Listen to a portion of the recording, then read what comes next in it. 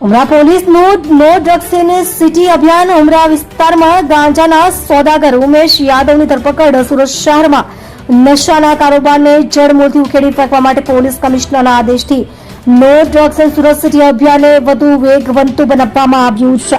આ કડક ઝુંબેશ હેઠળ ઉમરા પોલીસે બાતમીના આધારે સફળ દરોડો પાડીને પ્રતિબંધિત માદક પદાર્થ ગાંજાના જથ્થા સાથે એક આરોપીને ઝડપી પાડ્યો છે. સુરત પોલીસની આ સતર્કતાને કારણે નશાના સોદાગરોમાં ફફડાટ વ્યાપી ગયો છે અને શહેરના યુવાધનને બચાવવા માટે સુરક્ષા વ્યવસ્થા વધુ સઘન કરવામાં આવી છે. સેટેલાઇટના મેદાનમાં પોલીસનો સપાટો. ઉમરા પોલીસની ટીમને ચોક્કસ માહિતી મળી હતી કે સેટેલાઇટ વિસ્તારમાં આવેલા એક ખુલ્લા મેદાનમાં માદક પદાર્થોનું વેચાણ થઈ રહ્યું છે. આ બાતમીના આધારે પોલીસે તાત્કાલિક દરોડો પાડીને સ્થળ પરથી આદિત્ય ઉમેશ યાદવ નામના શખ્સને રંગે હાથ ઝડપી લીધો હતો.